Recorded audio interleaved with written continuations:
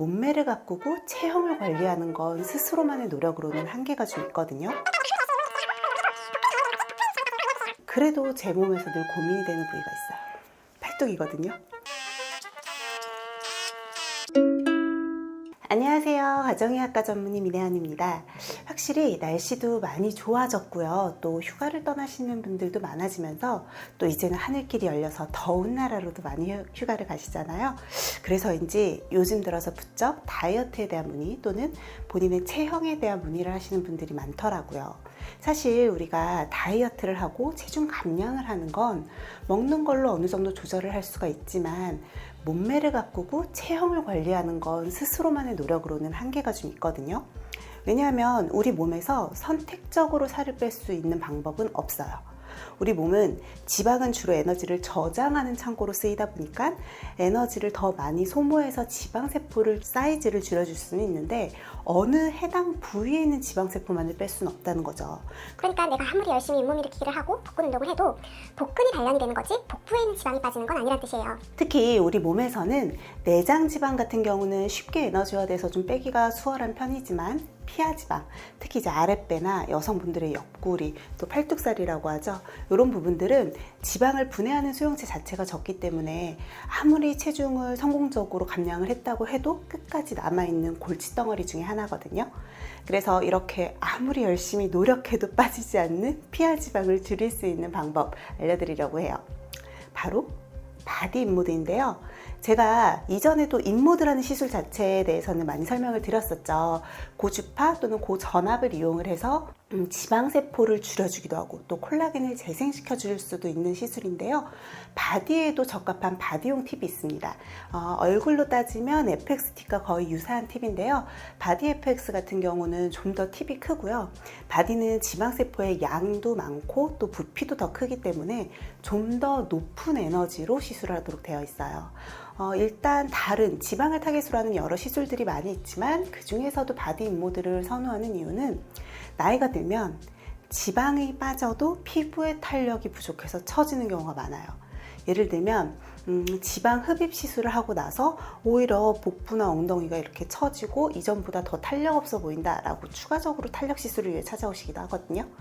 FX, 바디 인모드 FX라는 게 역시나 페이스와 비슷하게 고전압과 고주파를 함께 이용을 하다 보니까 지방세포를 녹이기도 하지만 피부에 탄력까지 더해줄 수가 있어요. 그래서 좀 피부에 탄력이 부족한 나이가 어느 정도 있으신 중년의 여성분들이나 남성분들도 선호하는 시술 중에 하나입니다.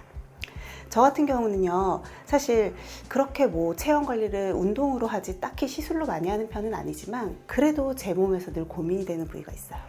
팔뚝이거든요.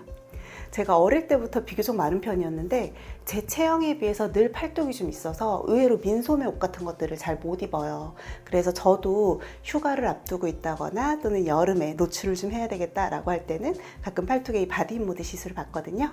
그래서 오늘은 또 제가 직접 제 팔뚝에 바디 인모드 시술하는 모습 좀 보여드리고요. 인모드에 대해서도 다시 한번 설명드릴게요. 얘가 이제 바디 인모드 팁이거든요. 그래서 보면 사이즈가 훨씬 크죠. 그래서 2배 이상 50 정도의 출력으로 50W 정도 출력으로 가게 되고 한 41에서 42 정도로 도는 편이고 펄스 듀레이션도 복부 같은 경우에는 한 3초 정도로 좀 길게 쏘고요. 팔뚝은 역시 한 2초 정도 쏩니다. 그래서 또 이렇게 시술을 하기 전 세팅 값을 보여드릴 거고요. 한번 제가 스스로 시술하는 모습 보여드릴게요. 주로 여성분들이 신경이 쓰이시는 게 이렇게 했을 때 내려오는 여기 위쪽이거든요. 정확하게 말하면 살짝 뒤쪽 이 부분 위주로 시술을 좀 많이 하게 되고 부유방이 심하신 분들은 이 부분 부유방 쪽도 같이 시술을 하기도 해요. 저는 살짝 이렇게 하면 나오는 이 뒷부분이 제일 신경이 쓰여서 이 부분 위주로 한번 시술을 해보도록 하겠습니다. 똑같이 빨아들이면서 쏘는 느낌이 좀 나고요. 이 뒷부분 할 때는 사실 별로 뜨겁지 않아요. 통증이 없는데 겨드랑이 쪽 할 때는 조금 통증이 있는 편이에요. 약간 뜨거운 느낌? 인모드 FX를 가장 많이 받으시는 부위는 아랫배인 것 같아요. 우리 몸에서는 사실 피하 지방이 되게 보기는 싫은데 기능적으로는 그렇게 문제가 되지 않는 지방이거든요. 오히려 안쪽에 내부에 있는 장기들을 보호해 줄 수 있는 기능의 목적이 있다 보니까 애초에 내 몸에서 피하 지방을 그렇게 제거가 용이하도록 만들어 놓지 않았어요. 특히나 복각 내 장기를 보호할 수 있는 이제 아랫배에 있는 피하 지방은 잘 빠지지 않고, 여성분들 같은 경우는 가임기 여성들은 일부러 여성 호르몬이 나와서 그 피하 지방 쪽, 복부 쪽으로 해서 엉덩이나 아랫배나 이런 부분으로 많이 붙게 만들거든요, 여성 호르몬이. 그래야지 나중에 이제 자궁 안에 있는 태아를 보호를 할 수가 있으니까. 그래서 다이어트를 하고 나서도 윗배랑은 다 빠졌는데 아랫배가 여전히 남아있다라고 하면서 아랫배 시술을 받으시는 분들이 되게 많으시고요. 실제로 또 시술을 받을 때에도 아랫배가 제일 편해요. 별로 뜨겁지도 않고 굉장히 무난하게 그냥 누워서 아랫배랑 옆구리를 같이 받으시기 때문에 가장 많이 선호를 해요. 근데 여러분들께 제 배를 보여드릴 수는 없어서 팔뚝을 대신 공개합니다. 그래서 시술하는 부위가 보면 보이시나요? 약간 이렇게 빨긋빨긋하게 역시나 부항 자국이 좀 남는 편이고요. 오늘은 자국이 많이는 안 남네요. 저는 보통 한 번 이렇게 시술하면 2주에서 4주 간격으로 한두 번 정도 더 하는 편인데, 살짝 자국이 좀 남는 편이라서 그때는 민소매 아니고 이렇게 가려지는 옷을 좀 입습니다. 멍자국은 역시나 비슷해요, 얼굴이랑. 한 3, 4일이면 그 3, 4일 이내로 사라져요. 모니터로도 보이지만 핸드피스 자체로도 온도를 확인하면서 들어갈 수가 있고, 사실 시술자가 확인을 못한다고 해도 타겟 그 온도까지 올라가게 되면 기계가 알아서 멈추기 때문에 굉장히 안전하게 시술하실 수 있어요. 자, 이제 오른쪽은 이렇게 좀 빨개진 정도가 돼서 한 2분 40초 정도 했어요. 다 됐고요. 이제 반대쪽을 또 해볼게요.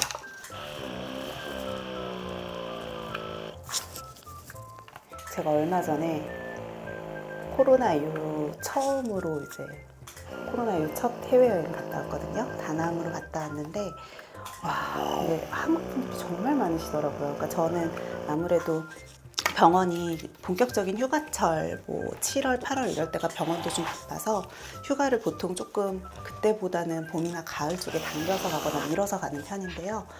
요즘은 진짜 계절 상관없이 휴가 가시는 분들이 많아서 다들 다낭, 이제 베트남 다낭이 더우니까 민소매도 많이 입으시고 또 풀빌라가 많다 보니까 수영복도 되게 많이 입으시더라고요. 그래서 확실히 팔뚝 관리를 좀 할 걸 약간 후회를 했어요. 근데 가서도 살이 너무 많이 쪄갖고 너무 잘 먹고 와서 갔다 와서라도 이렇게 관리를 좀 해주면 여름에 좀 수월하게 예쁜 옷들을 입지 않을까 싶습니다.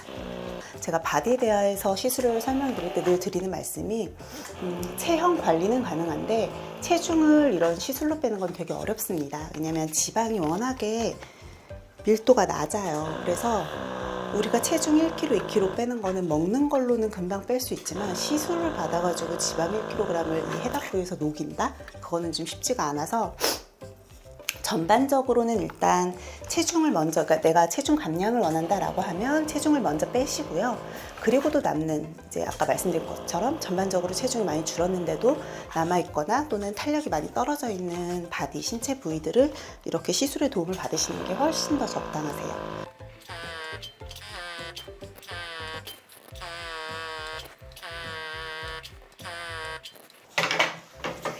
자, 이렇게 양팔에 시술을 다 끝냈습니다.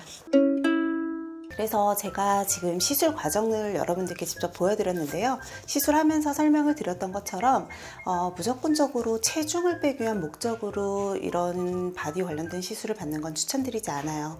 일단은 만약에 내가 좀 과체중이라거나 비만이다 라고 하면 식이요법에 대한 부분이나 생활습관에 대한 부분들에 대해서 먼저 자세하게 상담을 나누고 본인의 의지와 노력으로 어느 정도의 체중 감량을 한 후에 그 다음에도 남아있는 본인의 체형적인 고민들을 시술로 들어가는 게 더 좋고요. 사실 시술에 따라서도 내가 어떤 부위에 어떤 고민인가에 따라서 바디 모드가 될 수도 있고, 지방을 분해하는 주사의 시술이나 근육을 건드릴 수 있는 뭐 보톡스에 관한 시술이나 수행요법이나 여러 가지들이 시술 종류들이 좀 바뀔 수 있어요. 또는 컨비네이션으로 시술할 수도 있고요. 그래서 늘 시술을 받기 전에 의사와 충분하게 상담을 해주시는 게 좋겠고, 또 내가 고민인 부분에 대해서 의사에게 정확하게 보여주셔야 합니다. 그래야지 또 최상의 결과를 얻을 수가 있으니까요. 일단 오늘 보여드린 바디 인모드에 관해서 궁금한 점 있으면 유튜브 댓글로 남겨주세요.